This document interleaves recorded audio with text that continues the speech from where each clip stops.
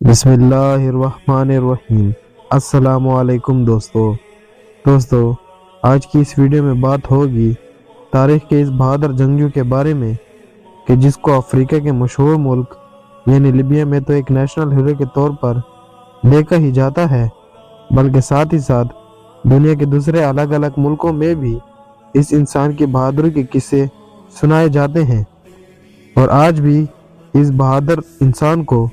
بہادری کی مثال کے طور پر یاد کیا جاتا ہے۔ یہ انسان اتنا زیادہ طاقتور تھا کہ اپنے دشمن بھی اس کی قابلیت کو دیکھ کر اس کی تعریف کرنے پر مجبور ہو گئے تھے، اور اس کی قابلیت اور بہادری کا ہی نتیجہ تھا کہ اس کو ہسٹری میں لائن آف ڈیزرٹ یعنی ریگستان کا شیر کا لقب دیا گیا ہے، اور آج بھی لوگ اس کو ریگستان کے شیر کے نام سے ہی یاد کرتے ہیں۔ آپ کو بتاتے چلیں کہ تاریخ کا یہ بہادر جنگجو کوئی اور نہیں بلکہ لیبیا کے مشہور فریڈم فائٹر عمر المختار تھے، کہ جنہوں نے لگاتار 20 سالوں تک اٹلی کی فوج سے جنگ کی تھی۔ عمر المختار کی شہرت اور قابلیت کا اندازہ آپ لوگ اس بات سے بھی لگا سکتے ہیں کہ ہماری دنیا کی سب سے بڑی فلم انڈسٹری یعنی ہالی ووڈ نے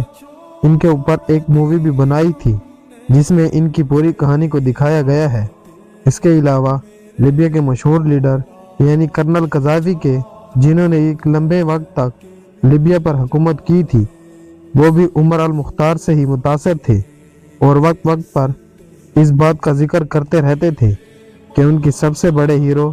عمر المختار ہیں۔ ساتھ ہی ساتھ کرنل قذافی کی ڈریس پر کئی بار عمر المختار کی فوٹو کو بھی دیکھا گیا تھا۔ لیکن دوستو، اب سوال یہ ہے کہ آخر عمر المختار تھے کون، اور انہوں نے اپنی زندگی میں وہ کون سے کام کر دیے تھے کہ جس کی وجہ سے آج تک یہ نہ صرف پوری دنیا میں مشہور ہیں بلکہ بہادری کے مثال کے طور پر بھی یاد کیے جاتے ہیں، اور آخر ان کا وہ کون سا گناہ تھا کہ جس کی وجہ سے لگ بھگ 73 سال کی ایک بڑی عمر میں سرعام یعنی لوگوں کے سامنے ان کو پھانسی پر چڑھا دیا گیا تھا۔ تو دوستو، عمر المختار کی پیدائش 20 اگست 1858 کو لیبیا کے ایک ایسے گھرانے میں ہوئی تھی کہ جو بہت زیادہ غریب تھا، اور بہت کم عمر میں ہی عمر المختار کے سر سے اپنے والد کا سایہ بھی اٹھ گیا تھا۔ عمر المختار نے اپنی شروع کی پڑھائی اپنے علاقے کی ہی ایک مسجد میں کی تھی، اور اس طرح سے اب عمر المختار نہ صرف قرآن کے مکمل حافظ بن گئے تھے بلکہ ساتھ ہی ساتھ بہت بڑے عالم دین بھی بن گئے تھے، اور ان کے علاقے میں ان کو ایک مشہور اسلامک اسکالر کے طور پر جانا جاتا تھا۔ لیکن دوستو، یہ وہ دور تھا کہ جب لیبیا سلطنت عثمانیہ کے انڈر میں آیا کرتا تھا، اور اس وقت تک سلطنت عثمانیہ بھی آہستہ آہستہ بہت زیادہ کمزور ہو چکی تھی۔ آخرکار 1911 میں اٹلی کی فوجوں نے سلطنت عثمانیہ کے اس علاقے یعنی لیبیا پر حملہ کر دیا تاکہ وہ عثمانیہ سے لیبیا کے اس علاقے کو چھین کر اپنے انڈر میں لے سکے۔ سلطنت عثمانیہ کے لیے اٹلی کی فوج سے مقابلہ کرنا ایک ناممکن کام تھا، کیونکہ لیبیا میں سلطنت عثمانیہ بہت زیادہ کمزور تھی، اور پاس ہی میں موجود پڑوسی ملک یعنی مصر پر تو پہلے سے ہی برطانیہ نے قبضہ کر رکھا تھا۔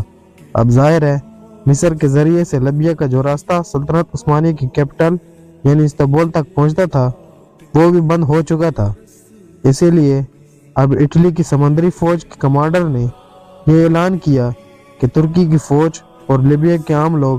فوراً ہتھیار ڈال دیں، ورنہ ان کے وہ مشہور اور مین شہر کے جو سمندری علاقے پر موجود ہے ان پر بمباری کی جائے گی۔ ترکی کی فوج اور لیبیا کے عام لوگوں نے ہتھیار ڈالنے سے انکار کر دیا، جس کی وجہ سے اب اٹلی کی فوج نے لگاتار 3 دنوں تک ان سارے شہروں پر بمباری کی، اور آخرکار عثمانی فوج کو پیچھے ہٹنا پڑا، اور اس طرح سے اب اٹلی نے لیبیا کے علاقے پر قبضہ کر لیا۔ لیکن لیبیا کے عام لوگ اٹلی کے اس قبضے کو کسی بھی حالت میں برداشت کرنے کے لیے تیار نہیں تھے، اسی لیے اب انہوں نے اٹلی کے خلاف بغاوت کر دی، اور ساتھ ہی ساتھ اس کے خلاف جنگ کرنے کا بھی اعلان کر دیا۔ اور اٹلی کے خلاف اس آزادی کی جنگ میں لیبیا والوں کی طرف سے جو سب سے بڑا چہرہ سامنے ابھر کر آیا تھا وہ تھا عمر المختار، کہ وہی عمر المختار کہ جو اس سے پہلے ایک عام ٹیچر ہی ہوا کرتے تھے، اور لوگوں کو دین اسلام کے بارے میں بتاتے رہتے تھے۔ لیبیا کے عام لوگوں نے اب عمر المختار کی لیڈرشپ میں اٹلی سے جنگ کرنے کا فیصلہ کر لیا تھا، لیکن ظاہر ہے لیبیا کے عام لوگ اٹلی کی طاقتور فوج کے سامنے بہت کمزور تھے۔ اسی لیے اب عمر المختار نے اسی چیز کا استعمال کیا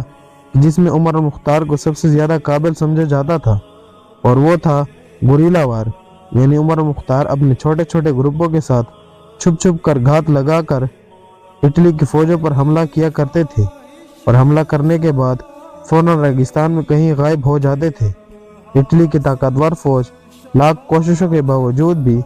ان لوگوں کو نہیں ڈھونڈ پاتی تھی۔ لیبیا کے یہی عام لوگ اور عمر المختار ہمیشہ موقع دیکھ کر ہی حملہ کیا کرتے تھے۔ کبھی اٹلی کی کسی چوکی پر حملہ کرتے تھے تو کبھی اٹلی کی بڑی فوج کے کسی چھوٹے گروہ کو اکیلا دیکھ کر ختم کر دیا کرتے تھے، اور کبھی کبھی اٹلی کی بڑی فوج کے سپلائی لائن کو کاٹ دیا کرتے تھے، جس کی وجہ سے اب آہستہ آہستہ اٹلی کی فوج کو عمر المختار کی قابلیت کا اندازہ ہونا شروع ہو گیا تھا۔ عمر المختار نے 1911 سے لے کر 1931 تک یعنی لگاتار 20 سال تک بالکل اسی طرح سے ہی اٹلی کے خلاف جنگ جاری رکھی، اور ان 20 سالوں میں اٹلی کی فوج کو وہ نقصان پہنچایا کہ جس کا شاید اٹلی والوں نے کبھی سوچا بھی نہیں تھا۔ اٹلی کی فوج عمر المختار سے کتنا زیادہ پریشان ہو گئی تھی، اس بات کا اندازہ آپ لوگ اس بات سے بھی لگا سکتے ہیں کہ ان 20 سالوں میں کئی بار عمر المختار کو خریدنے کی کوشش بھی کی گئی تھی۔ اس کے علاوہ ایک بار تو اٹلی عمر المختار سے سمجھوتا کرنے پر بھی راضی ہو گیا تھا، اور یہ سمجھوتا بھی ہوا تھا، مگر بدقسمتی سے یہ سمجھوتا لمبے وقت تک نہیں ٹک سکا تھا، کیونکہ وہ سمجھوتا اٹلی کی فوج نے مزید جنگی تیاریوں کے لیے کیا تھا۔ عمر المختار بہادر ہونے کے ساتھ ساتھ بہت زیادہ ہوشیار بھی تھے، اور ان کی طاقت کا ہی نتیجہ تھا کہ اٹلی کی فوج نے اب عمر المختار کو اپنا سب سے خطرناک دشمن سمجھنا شروع کر دیا تھا، اور اٹلی کے بہت سارے بڑے بڑے کمانڈرز نے عمر المختار کو ریگستان کا شیر بھی کہنا شروع کر دیا تھا۔ آخرکار عمر المختار کا یہ شاندار سفر اس وقت ختم ہوا کہ جب اٹلی کی فوج ایک جنگ میں زخمی حالت میں عمر المختار کو گرفتار کرنے میں کامیاب ہو گئی تھی۔ کچھ لوگوں کا ماننا ہے کہ اٹلی کی فوج عمر المختار کو کچھ مخبروں کی مدد سے ہی پکڑنے میں کامیاب ہو پائی تھی، اور یہ وہ مخبر تھے کہ جو لیبیا کے ہی رہنے والے تھے، یعنی ان کو ہم آسان لفظوں میں غدار کہہ سکتے ہیں۔ فی الحال گرفتاری کے بعد اٹلی کی فوج اب عمر المختار کو اپنے کمانڈر کے سامنے لے گئی۔ کمانڈر نے جب عمر المختار کی بزرگی اور بڑھاپے کو دیکھا تو ان سے کہا کہ میں چاہتا ہوں کہ میں تم کو ایسے ہی چھوڑ دوں، لیکن تم فتویٰ جاری کرو کہ اٹلی کے خلاف جہاد کرنا جائز نہیں ہے، اور وعدہ کرو کہ تم میرے خلاف کبھی بھی جنگ نہیں کرو گے، اور لیبیا کے دوسرے لوگوں کو بھی اٹلی کے خلاف جنگ کرنے سے روکو گے۔ اس پر عمر المختار نے یہ جواب دیا کہ میں تم لوگوں سے اس وقت تک جنگ کرتا رہوں گا کہ جب تک تم لوگوں کو اپنے ملک سے باہر نہ نکال دوں یا پھر خود شہید نہ ہو جاؤں۔ اس کے بعد بوڑھے عمر المختار کو زنجیروں سے جکڑ دیا گیا اور ان کے پیروں میں بیڑیاں ڈال دی گئی۔ ان کے اوپر ظلم و ستم کرنے والے اٹلی کے سپاہی بعد میں یہ بتاتے ہیں کہ جب کبھی بھی ان کے اوپر ظلم و ستم کیا جاتا تھا اور ان کی زبان کھلوانے کی کوشش کی جاتی تھی تو اس وقت آنکھوں میں آنکھیں ڈال کر قرآن کریم کی تلاوت کرتے رہتے تھے۔ آخرکار جب اٹلی کی فوج ان کا منہ کھلوانے میں کامیاب نہ ہو سکی تو ان کے اوپر ایک ایسی عدالت میں مقدمہ چلایا گیا کہ جو عدالت اٹلی نے ہی قائم کی تھی، اور اس عدالت نے عمر المختار کو پھانسی کی سزا سنائی، اور آخرکار